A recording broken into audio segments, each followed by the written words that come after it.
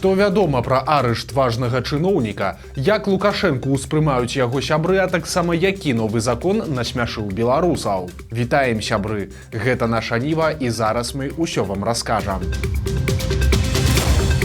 Адбылося гучнае затрыманне важнага чыноўніка. Амбітны і перспектыўны начальнік камітэта аховы здароўя Мінска Ігор Юркевіч да нядаўняга часу лічыўся адным з топавых функцыянераў у медыцынскай сферы.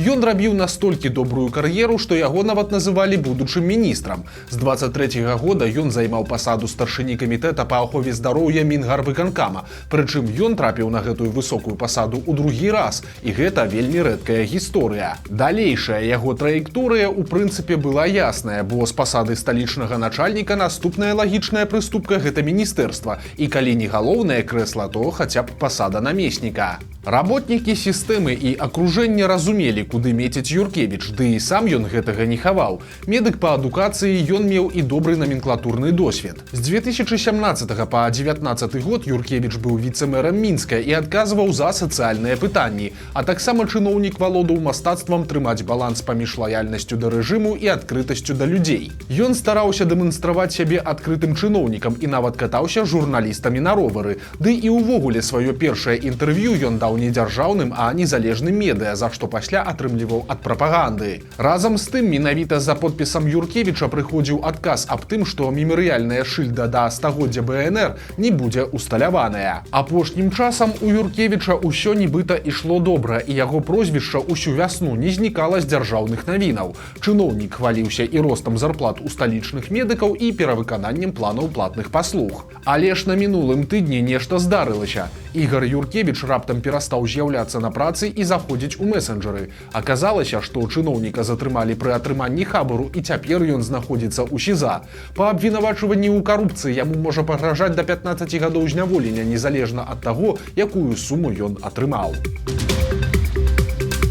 Праблемы, пра якія кажуць нават сябры. Сёння Лукашенко завяршыў сваю паездку ў Кітай сустрэчай Сі Цзіньпінам і тым самым абедам, пра які гаварыў віцэ-прэм'ер Снапкоў. Але з чаго ўвогуле Лукашенко прыязджаў і што было галоўнай тэмай гэтых перамоваў, па-ранейшаму трымаецца ў сакрэце. Сам Лукашенко расказвае толькі старыя казкі пра яго сябра Сі. Очень удачно.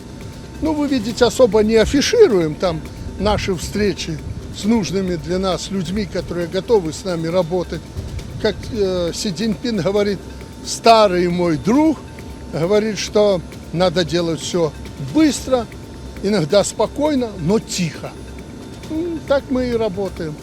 Нормально, это такая своеобразная встреча, семейная встреча в узком кругу. Разгадку падобна можна знайсці ў публікацыях кітайскіх медыа, якія пішуць пра гэты візіт ветліва, але бязлітасна і не вельмі кампліментарна для Лукашэнкі. Як заўважылі журналісты партала «Зеркала», некаторыя кітайскія медыа кажуць, што для Лукашэнкі стаўка на Кітай – гэта шанец на выжыванне і магчымасць вырвацца з палітычнага і эканамічнага тупіка. Апошняя фраза, дарэчы, добра паказвае, як бачаць лукашэнкаўскія дасягненні яго ўсходнія сябры. У публікацыі выдання 163.com гаворыцца, што мэта прыезду Лукашэнкі – гэта заручыцца падтрымкай Кітая ў мадэрнізацыі беларускай эканомікі за кошт кітайскіх тэхналогій. Далей цытата. Для Беларусі стаўка на кітайскія тэхналогіі як сродак мадэрнізацыі эканомікі – гэта не проста выбар, а вымушаная мера пад ціскам рэальнасці. Канец цытаты. Адметна, што кітайцы не маюць ніякіх ілюзій наконт Лукашэнкі і вынікаў яго кіравання. Вось яшчэ адна цытата з кітайскіх медыа. Беларуская эканоміка трымаецца на трох слупах – экспарце калійных угнаенняў, перапрацоўцы нафты і выпуску састарэлай тэхнікі. Устойлівасць да знешніх рызыкаў амаль нулявая. Варта прасесці коштам на угнаенні, і беларускі рубель тут жа валіцца. Абсталяванне на заводах састарэла, лёгкай прамысловасці амаль няма, нават паўсядзённыя тавары даводзіцца масава закупляць за мяжой. Канец цытаты. Іншая кітайская медыа News і Feng лічыць, што Лукашенко прыехаў вырашаць не толькі пытанні прамысловасці і тэхналогій. Там выказваюць меркаванне, што гаворка на гэтых закрытых сустрэчах магла ісці і пра закупку Беларусю кітайскай зброі. Дзікая гісторыя адбылася ў Асіповіцкім раёне. Там людзі з псіхічнымі разладамі знаходзіліся ў спісах незанятых у эканоміцы, то бок па сённяшніх крытэрах улады лічыліся дармаедамі. Адпаведна, хворым людзям даводзілася плаціць камуналку па падвышаных тарыфах. Чаму людзі не працуюць, ніхто не разбіраўся, бо падыход лукашэнкаўцаў такі, што калі цябе залічылі ў дармаеды, то ты сам вымушаны даказваць памылку ўладаў. Усё ўскрылася выпадкова падчас апошняй праверкі пракуратуры. У выніку такіх людзей са спісаў дармаедаў выкрэслілі, а мясцовыя ўлады абавязалі правесці пераразлік на аплату камуналкі. Асудзілі маладую беларуску, якая спрабавала прадаць сваё дзіця незнаёмцам. 20гадовая Жасміна Александрович нарадзіла дачку і неўзабаве вырашыла ад яе пазбавіцца. Яна размясціла ў інтэрнэце аб'яву аб продажы малой, дзе гаварылася, цытата: «Забярыце ў мяне дзіця за матэрыяльную ўдзячнасць». Пакупнікі на немаўля знайшліся ў Маскве. Жасміна паехала да іх і прадала сваю дачку за 200 000 расійскіх рублёў ці 3000 даляраў. Вось толькі аказалася, што пакупнікі былі сілавікамі пад прыкрыццём, а ўся так званая здзелка аператыўным мерапрыемствам. У выніку няшчаснае дзіця забралі спецслужбы, а маці скруціла паліцыя. Дзеянні беларускі прызналі гандлем людзьмі і завялі на яе крымінальную справу. Цяпер прайшоў суд, на якім 20гадовая Жасміна атрымала 6 гадоў калоніі. Беларусы смяюцца з новага закона. З мая пачалі дзейнічаць новыя правілы, згодна з якімі людзі цяпер абавязаныя наводзіць парадкі на сваіх участках пад пагрозай штрафаў. Пакаранне пагражае нават за тое, што трава ў двары будзе вышэйшая за 20 сантиметраў. І гэта справакавала цэлую хвалю вясёлых відэа ў сацыяльных сетках. Прикинь, вчера ездила к нему на дачу, у него 18 сантиметров. А у моего 21. Представляешь? 10 базовых дали. Хтосьці прынамсі на словах вырашыў разабрацца з праблемай радыкальным чынам. Алло, асфальтобетонный завод. А сколько будет асфальтировать 10 соток земли? Дороговато, конечно. Просрочку можно? Записывайте адрес. Непрыстойная кілбаса і сябар Лукашэнкі. У мінскіх крамах заўважылі кілбаскі з ці то правакатыўнай, ці то проста дурной назвай. Вытворца запэўнівае, што гэта чытаецца як «сасіжуй». Вытворцы падобна беларусы, але ж якая канкрэтна фірма, пакуль не зразумела. Акрамя таго, увагу на сябе звяртае і партрэт Сі Цзіньпіна на пакунку з надпісам «Чына», то бок Кітай. Цяпер Лукашэнка ўсімі сродкамі паказвае, як сябруе з гэтай краінай, і проста сёння правёў там важную сустрэчу якраз такі Сі Цзіньпінам. Не хочацца сурочаць, але ж якія сёння часы мы ўсе ведаем, так што, магчыма, вытворцаў сасіжуяў хутка чакае таксама важная, але вельмі непрыемная сустрэча. Ну і ў працяг тэмы пра кілбасу. Даведаліся пра дзіўную забарону ад беларускіх чыноўнікаў. Аказваецца, што ў мінскім метро нельга рэкламаваць некаторыя прадукты, напрыклад, шампунь альбо чамусьці сыр і кілбасу. Чаму так патлумачыла намесніца кіраўніка Мінгарвыканкама Надзея Лазарэвіч? На думку чыноўніцы, метро гэта надта сур'ёзнае месца для нейкай там кілбасы. Далей цытата: «Метрапалітэн гэта аб'ект вялізнага сацыяльнага значэння і падвышанай увагі, таму апускаць яго ў рэкламу кілбасы, сыру і шампуняў не зусім карэктна». Канец цытаты. Логіка дзіўнаватая, але кілбаснікам і сыраварам чыноўніца параіла рэкламаваць свае прадукты на гарадскіх білбордах ці па тэлебачанні.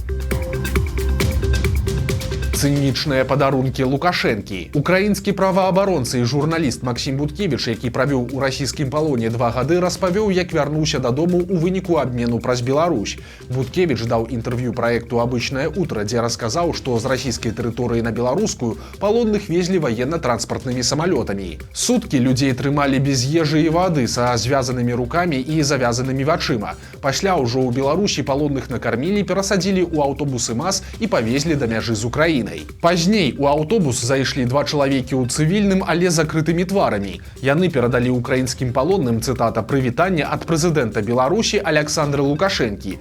Гэтыя госці раздалі кожнаму з украінцаў па папяровым пакеце з тушонкай і яшчэ нейкай ежай. На пакетах было напісана «Рэспубліка Беларусь» і былі намаляваныя стэрхі і афіцыйны лукашэнкаўскі сцяг. Буткевіч кажа так: «Гэта зрабілі, каб потым палонныя з тымі пакетамі ішлі праз мяжу і лукашэнкаўскія падаруначкі трапілі ў відэарэпартажы пра абмен». Паводле слоў Буткевіча, адмовіцца браць гэтыя пакеты было нельга, таму украінцы стараліся потым пакінуць іх у аўтобусах.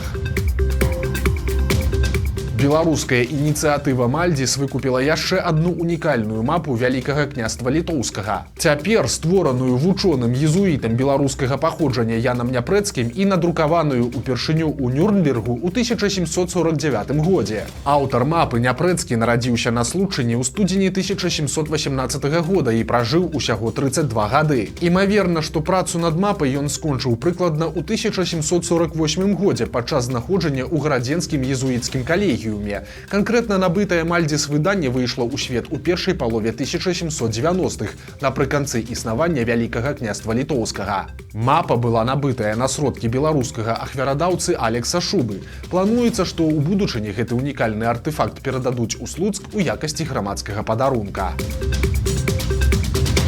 Дарэчы, у Слуцку цяпер ходзяць страшныя чуткі, што ў горадзе завёўся маньяк і нібыта нават знайшлі яго ахвяру, нейкую дзяўчынку-падлетка. Распаўсюджваецца нават відэа нібыта з парэшткамі той дзяўчыны, але ж на справе аказалася, што ніякага маньяка ў Слуцку проста няма. Пра гэта нават афіцыйна заявілі і сілавікі.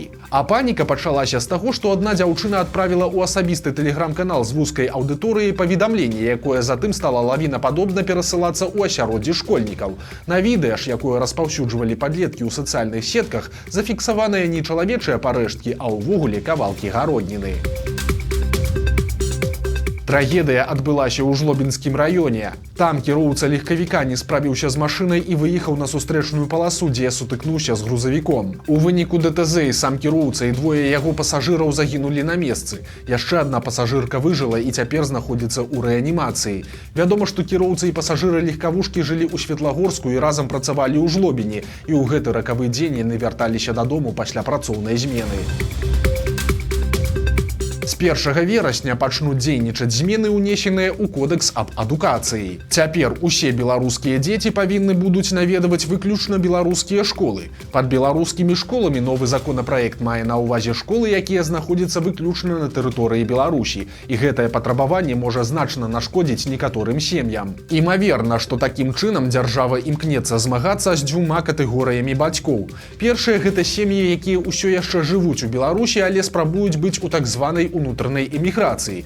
Нават да 20-го года існавалі прыклады, калі бацькі не жадалі, каб іх дзеці ў школах сутыкаліся з ідэалагічным выхаваннем. Таму яны афармлялі хатняе навучанне, а дзіця запісвалі ў нейкую замежную онлайн-школу. Другая катэгорыя бацькоў, для якіх змены сталі непрыемным сюрпрызам, гэта мігранты. Калі беларусы не маюць пашпартоў спецыяльнай серыі ПП, то лічыцца, што яны па-ранейшаму жывуць на тэрыторыі Беларусі.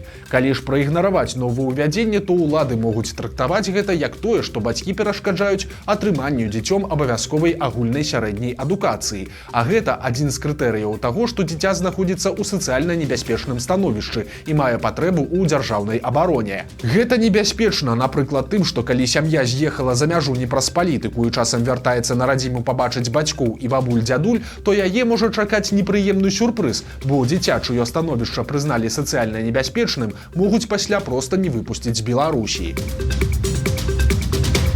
Ну і ў працяг тэмы. Днямі Міністэрства адукацыі прапісала патрабаванні да стылю адзення школьнікаў, а цяпер чыноўнікі паведамілі, колькі бацькам прыйдзецца за гэта заплаціць. Па словах кіраўніцы Беллегпрама Тацяны Лугінай, школьная форма сёлета будзе каштаваць ад 270 рублёў. Цытата.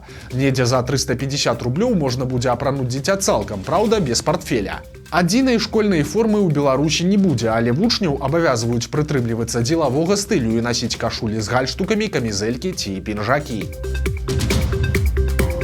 Незвычайная знаходка адшукалася ў звычайным доме. У Мядзелі Мінскай вобласці гаспадыня прыватнага дома сутыкнулася з нечаканай праблемай. Пад столлю аднаго з пакояў яна выявіла гняздо кажаноў. Жанчына звярнулася да ратавальнікаў, а тыя з дапамогай сякеры і абцугоў знялі столь і злавілі маленькіх жывёлаў, якія там хаваліся. Пасля гэтага кажаноў выпусцілі на волю прама ў двары дома.